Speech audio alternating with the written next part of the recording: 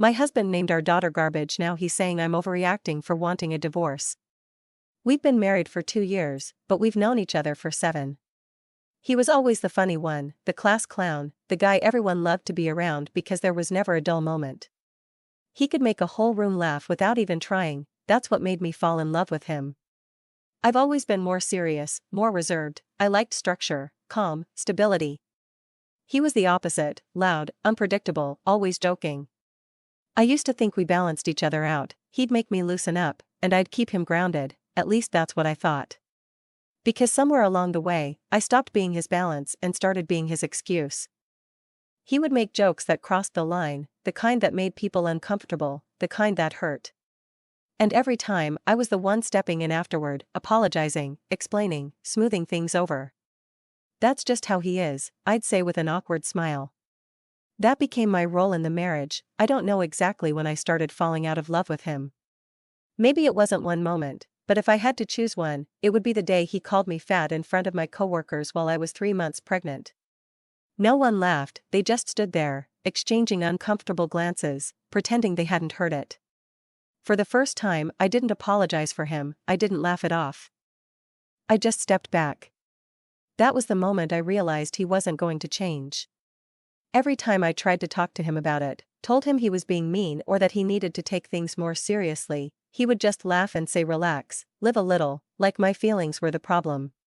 My pregnancy was rough, I was constantly sick, always at the doctor, barely able to get out of bed some days. Thank God for my parents and my friends, because they were the ones who showed up for me, they were the ones who took care of me, not my husband. He called me dramatic, lazy, said I was overreacting. By then I knew my marriage was over, I just didn't leave.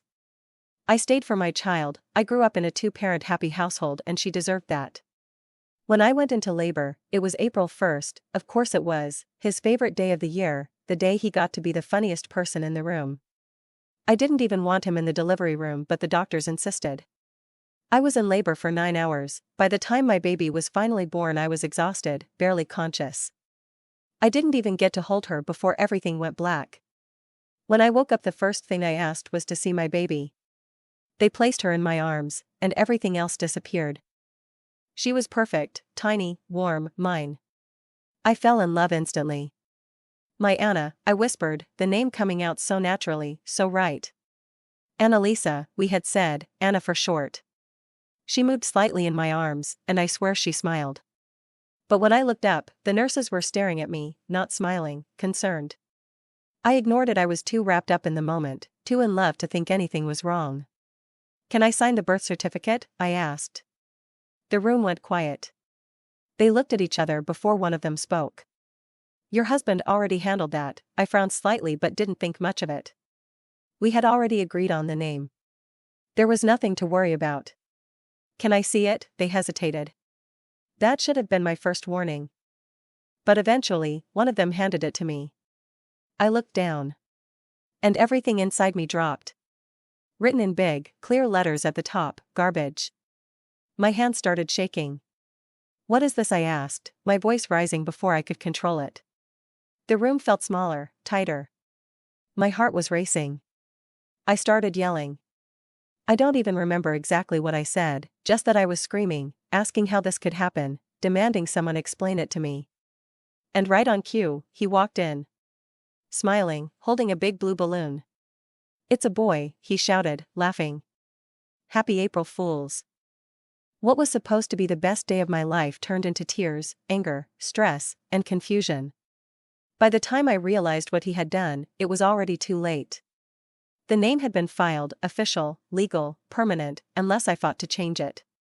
And while I was trying to process everything, trying to hold my newborn in my arms and not break down, my husband kept acting like it wasn't a big deal. Like this was just another one of his jokes that I would eventually laugh at. I didn't laugh. I called my parents from the hospital, my voice shaking as I explained everything. There was silence on the other end for a moment, and then my mom spoke, firm and immediate. You're coming home, no hesitation, no questions. By the time I was discharged, everything was already arranged. My things, the baby's things, everything had been moved to their house. I didn't even have to go back, and I didn't. The moment I stepped into my parents' home, something in me finally settled. It wasn't perfect, nothing was, but it was safe, it was calm, it was everything my marriage hadn't been. My daughter, she was everything, bright, alert, always watching, always learning. She picked up on things so quickly it amazed all of us. And despite everything, despite how she came into the world, she was surrounded by love, real love. The kind I had begged for without even realizing it. We all adored her. I filed for divorce that same month. There was no hesitation, no second thoughts, but not everyone understood. People who didn't know the full story started taking his side. Saying I was being dramatic. That it was just a joke. That I was ruining a marriage over something small. Meanwhile, my husband didn't take it seriously at all. He thought I was joking. He actually laughed when he got the papers. Told his friends I had finally learned how to be funny. That I was pranking him back, like this was all part of some game, like I would come back, like I always did, but this time I didn't. I didn't stop him from seeing his child, I never would, no matter how angry I was. I knew my daughter deserved access to both parents. But I was always there when he visited. Always watching, always present, because I didn't trust him. Not after that. At first he still treated everything like a joke. Like I would eventually calm down, come back, laugh it off like I always had before. But that changed the moment my lawyer contacted him about finalizing the divorce. That's when it finally hit him. He showed up crying, apologizing, promising he would change, saying he didn't mean it, that he wasn't thinking, that he would do anything to fix it. But I was done. Completely done. I wasn't going to stay another day in a marriage where my feelings, my pain, and even my child's identity could be turned into a joke. At home, we all called my baby Anna. That was her name, that was who she was. But everywhere else it was different. At the hospital, at appointments, anywhere official. I had to use the name on her birth certificate. Garbage. Every single time I said it, my chest tightened. My heart broke a little more. It felt wrong, humiliating, like I was failing her in some way even though I was fighting as hard as I could. The process to change her name was long, longer than I expected. Paperwork, delays, back and forth. And the worst part was him. He refused to cooperate, dragging things out, ignoring requests. Making everything harder than it needed to be. Not because he didn't understand anymore, but because he wanted to spite me. But I wasn't playing with him, this wasn't about us, this was about my daughter. And I made sure, one way or another, that everything got done. By her first birthday, her name still hadn't been changed. We celebrated anyway. Balloons, cake, laughter. Everyone calling her Anna like we always had. But deep down, it still weighed on me.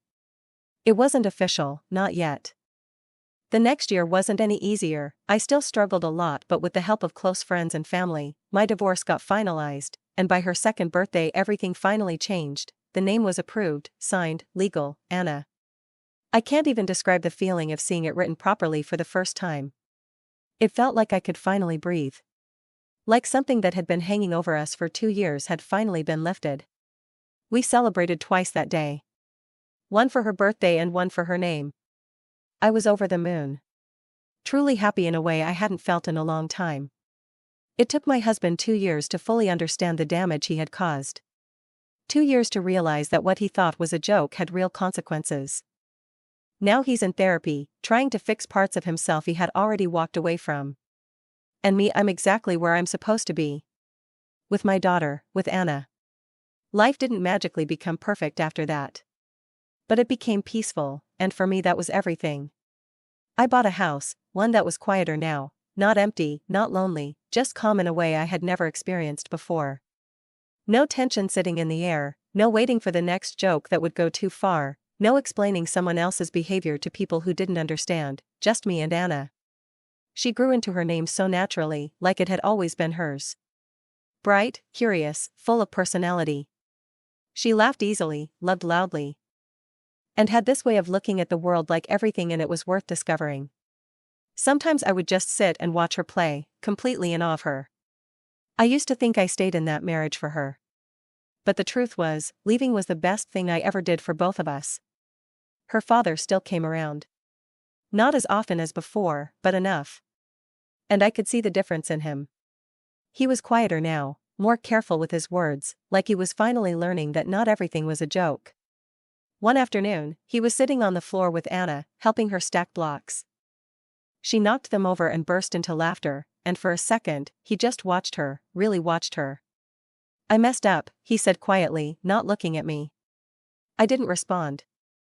"I didn't think, I never think," he added, his voice heavier than I'd ever heard it. I leaned against the doorway, arms crossed, not out of anger anymore, just distance. "I know I can't fix it," he continued. "But I'm trying."